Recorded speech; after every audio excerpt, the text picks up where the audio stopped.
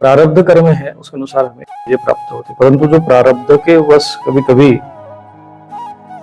हमें इतने अधिक कष्ट झेलने पड़ते हैं, तो ऐसे समय में हमारे ऋषि मुनियों ने मंत्र विज्ञान के माध्यम से जो साधना उपासना बताई है उसका यदि हम अनुसरण करते हैं तो आर्थिक समस्याओं से साधक को विशेष जो समस्या उसको झेलनी पड़ रही है वो मुक्त हो सकता है। तो ऐसे ही कुछ मैंने जीवन में अनुभव किए हैं।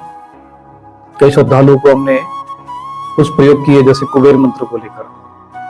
तो हमने आश्रम की तरफ से एक कुबेर यंत्र का निर्माण किया है।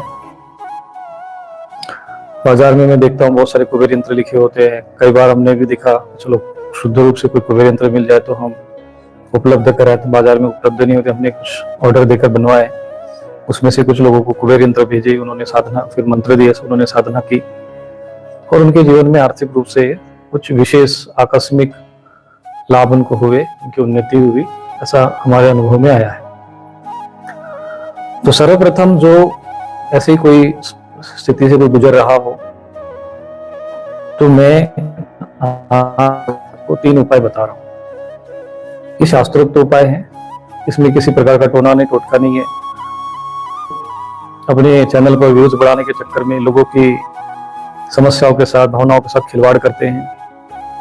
ये टोना कर लो, ये टोटका कर लो, ये चीज गाड़ दो, धन की वर्षा होगी, लक्ष्मी जी घर में आकर बैठ जाएगी, ये काम कर लो, 10 लाख रुपए 1 घंटे में आपको मिल जाएंगे।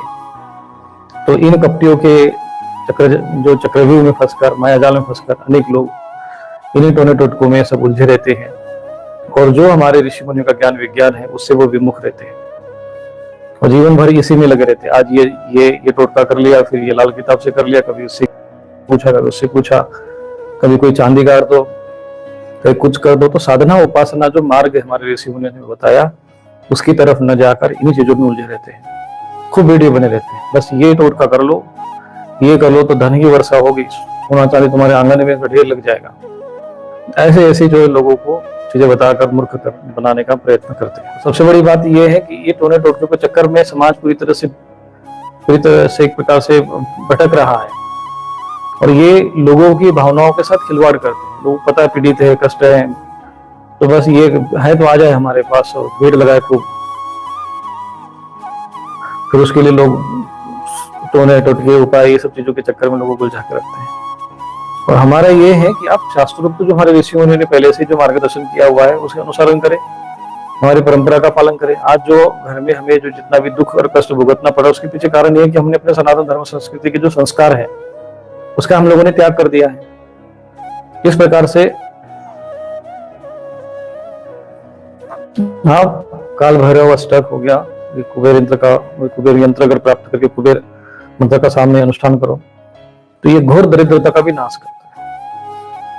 और कहते हैं ना सकल पदार्थ है जगमाई और कर्म ही नर पावत नाही। तो वो जो ऐसे लोगों के लिए फिर कोई मार्ग नहीं है जो कर्म नहीं, साधना नहीं करना चाहते, सोचते कहीं से जाएंगे, माथा टेक देंगे, चमत्कार हो जाएगा। ये तो केवल छलावा है। ऐसे लोग खूब प्रचार भी करते अपना, 1 घंटे में आपका कार्य सिद्ध हो जाएगा, आप जो चाहे दोगे होगा, आपके धन की सारी समस्या खत्म, ये वो सब दुनिया भर की चीजें। ये सब छलावे वाली चीजें हैं। ये सब चल रहा है आजकल। 1 लोटा जल सब समस्याओं का हल। ये 1 लोटा जल समस्याओं का हल नहीं है। 1 लोटा जल ये सब समाज के साथ छल, 1 लोटा जल धर्म के साथ छल, ये सब चीजें हैं। ये छल करते, कपट करते समाज में। आपको पता है कि जब उपाय है सभी ऐसे कैसे हो जाए। बाकी साधना उपासना पद्धति या जिसको शास्त्रों में उपाय दिए गए हैं, मंत्र की उपासना साधना अनुष्ठान पद्धतियां बता दी है, उसका तो कोई मतलब ही नहीं रहा फिर तो ये ऐसे कलियुगी कपटी लोग जो हैं उत्पन्न होते रहते कलियुग में। किसी को पाखंड, शास्त्र में लिखा ना, पाखंडी लोग उत्पन्न होंगे, अधर्म फैलेगा, पाखंड को फैलाएंगे। तो ये ऐसे सारे लोग होते हैं। आप भगवान शिव जी का रुद्राभिषेक करो, भगवान का उपासना करो, इसके लिए शास्त्र में आपको निर्देशित किया है। रुद्राभिषेक करो, आप शिव सतनाम से भगवान शिव जी का रुद्राभिषेक करो। 1 लोटा नहीं 10 लोटा चढ़ाओ, कौन मना करता है? लेकिन वो शास्त्रोक्त पद्धति से होना चाहिए, विधि विधान के साथ होना चाहिए। लेकिन लोगों को शास्त्र विधि से ही भटका देना, ये अधर्मी कपटी पाखंडी लोग, ये इनको कलियुगी जो पाखंडी होते हैं वो यही इनका कार्य है। भगवत गीता हमारा धर्म ग्रंथ कहता है, यह शास्त्र विधि उत्सृज्य वर्तते कामकारत न सिद्धिम अवाप्नोति न सुखम न पराम गति, कि जो शास्त्र विधि का उल्लंघन करता है ऐसा व्यक्ति सिद्धि को प्राप्त हो ही नहीं सकता, उसको सफलता मिलेगी ही नहीं, सुख मिलेगा ही नहीं, उसको उसकी परम गति होगी ही नहीं। तो फिर ये लोग शास्त्र विधि की चीजें जो शास्त्र विधि का उल्लंघन करते हुए अशास्त्रीय चीजें समाज के बीच में प्रचलित कर देते हैं, समाज को कहां से लाभ मिलेगा? और समाज इसी में उलझा हुआ है। और जो धर्म शास्त्रों में शास्त्रों के उपाय दिए हुए हैं, आराधना दिए हुए, साधना दिया है, फिर उधर ही मन जाता नहीं, लगता कि बस हमने लोटा जल चढ़ा जब तो हमारा काम हो ही जाएगा। कैसे काम होगा, कैसे सफलता मिलेगी? क्योंकि वो शास्त्र के विधि के अनुरूप नहीं है। शास्त्र विधि का उल्लंघन करते हुए हैं। आप व्यास मंच पर बैठकर व्यास जी के ही ज्ञान के अवहेलना करो, किसी मंत्र की जरूरत नहीं, किसी तंत्र की जरूरत नहीं, बस इतना कर लो, घर में जाओ, खाओ पी लो, सब सही हो जाएगा तुम्हारा।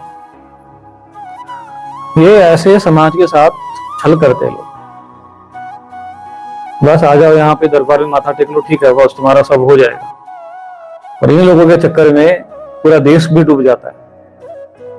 ऐसे ही हुआ, सबको आशीर्वाद दे के 370 आ जाएंगे, पास हो जाए 370 के चक्कर में सब लोग कि भाई तो भाई जगत गुरु है, चेला जो है वो बहुत बड़ा सिद्धि पुरुष है, बस 370 पार ही जो आएंगे। तो उन्होंने सोचा कि 370 तो इनके आशीर्वाद से मिल रहे हैं, थोड़े बहुत और जोड़ देते 400 पार हो ही जाएंगे। इन कपटियों के चक्कर में वो खुद भी डूबते डूबते बच गए, देश को तो हानि होती ही। तो ऐसी चीजों में नहीं उलझना चाहिए। और जो कर्म, जो हमारा पुरुषार्थ है, जो धर्मशास्त्रों में व्रत, तप, जप, तप ये बताया गया है कर्म, इसको त्यागना नहीं चाहिए। ये भगवत गीता कहती है, हमारा धर्म ग्रंथ कहता है। तो हमें उन बातों को स्वीकार करना चाहिए जिसमें जो हमारा धर्मशास्त्र कहता है। ऐसे तो समाज में कितने कपटी खड़े हो जाएंगे। कोई कह देगा हरी चटनी की जगह लाल चटनी खा लो, बस कृपा आ जाएगी। कोई कह देगा भाई तू ये चीज गाड़ दो कहीं पर, तो वो तुम्हारा कार्य सिद्ध हो जाएगा। कोई बोल देगा भाई यहाँ पर तुम उल्टे लटक जाओ तो तुम्हारा ये कार्य सिद्ध हो जाएगा। तो उनके पीछे पागलों की तरह जो लोग कुछ न कुछ करते रह जाएंगे, और इन्हीं जो है टोटकों में लोग लगे रहते हैं।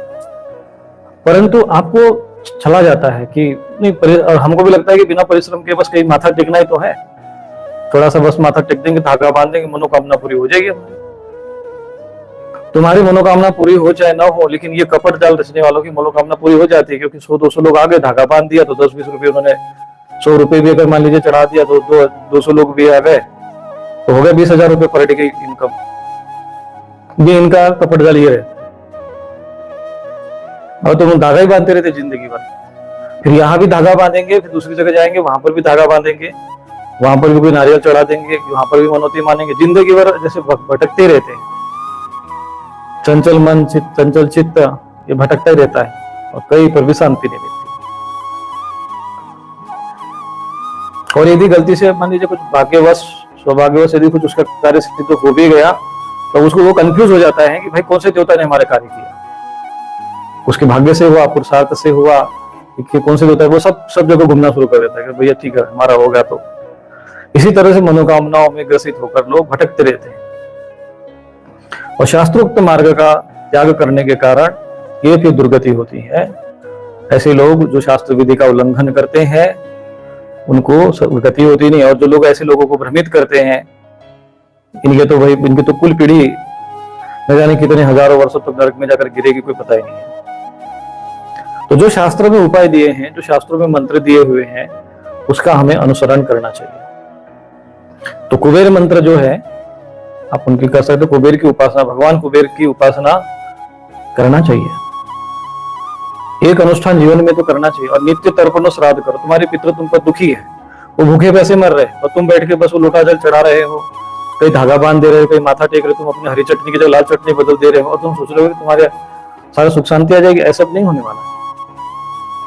जो शास्त्रों में नियमानुसार जो चीजें हैं कि भाई तुम्हारे पितृ प्रसन्न होने चाहिए, तुम्हारे माता पिता प्रसन्न होने चाहिए, तुम्हारे देवता प्रसन्न होने चाहिए, तब तुम्हारा भाग्य तुम्हारा साथ देगा, तुम्हारा परिश्रम और तुम्हारा पुरुषार्थ सार्थक होगा।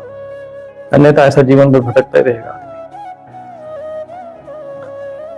तो इसलिए यह आवश्यक है कि आप शास्त्रोक्त पद्धति से आप अपना जीवन यापन करें, जो भी साधना उपासना करे, आराधना करे, तो आपको आर्थिक रूप से समस्या बिल्कुल ही नहीं आएगी।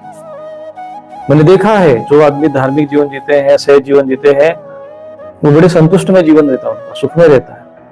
और जो लोग अशास्त्रीय और बेईमानी करके दूसरों का शोषण करके खूब कमा भी लेते हैं ना, तो पूरा जीवन दुख में रहता है। न उनको पति का सुख, न पत्नी का सुख, न बच्चों का सुख, न परिवार का सुख, न समाज का सुख। जीवन भर वो ऐसे ही अशांत जीवन जीते हैं, यहाँ तक कि फिर शरीर का भी उनको सुख नहीं मिल पाता है, दुनिया भर की बीमारियों से ग्रसित रहते हैं। सरल सहज है जीवन। देखो आप अपना जीवन कैसा सरल होते हुए जाएगा। आप करो लो, प्रत्यक्षम किम प्रमाण। मैं तो यही कहता हूं भाई, आप स्वयं करो, और ये शास्त्रोक्त उपाय है। मैं कोई अलग से कोई टोना टोटका बना के तो बता नहीं रहा हूं। जो हमारे ऋषि मुनियों ने, ज्ञानी महापुरुषों ने, संत महापुरुषों ने, अवतारी महापुरुषों ने जो हमें ज्ञान दिया है, उसका हमें अनुसरण करना चाहिए। इन कपटी ढोंगी पाखंडियों के चक्कर में अपना टाइम पास नहीं करना चाहिए। इनके चक्कर में तो खुद ही चक्कर में जाकर इनके नरक में अपनी यात्रा तैयार कर रहे हैं। और लोगों को क्या लगता है, बड़ा सरल है ये चीजें, ऐसे टाइटल बना देते हैं लोग, उसी में उलझ जाते हैं। तो ये सब चीजों से उलझनों में मत आओ। और ये लोग खूब फैलते हैं, फलते फूलते हैं कुछ दिन तक, थर्ड आई ऑफ पता नहीं कौन से बाबा, और फिर कुछ दिन के बाद खेल खत्म, फिर भाग गए सब, लुटिया वगैरह लपेट के सब गायब। तो इनके चक्कर में नहीं पड़ना चाहिए। ऐसे ही लोग ये बाबा बाबा बाबा करते, खूब बाबा खड़े कर दिए। जिन बाबाओं का हमारे सनातन संस्कृति से कोई संबंध नहीं, वो भी खड़े हो गए खूब। और जो सच में संत महापुरुष है, वहां जाकर माथा टेकते नहीं। तो इसका मतलब यह है कि बुद्धि में कुछ न कुछ कमी है, गड़बड़ी है, उसमें कोई कुछ न कुछ कचरा फंसा हुआ है बुद्धि में, कहीं पर आएगा। मैंने तो जीवन में साफ स्पष्ट देखा है। मैं आपको इतने अनुभव लोगों के हैं, दिव्य अनुभव है। मैं यदि लाइव में अगर उनके अनुभव लिखना शुरू कर, लोगों को भी लगता है, वो हमें भी थोड़ा अच्छा नहीं लगता है ये चीजें अंदर से।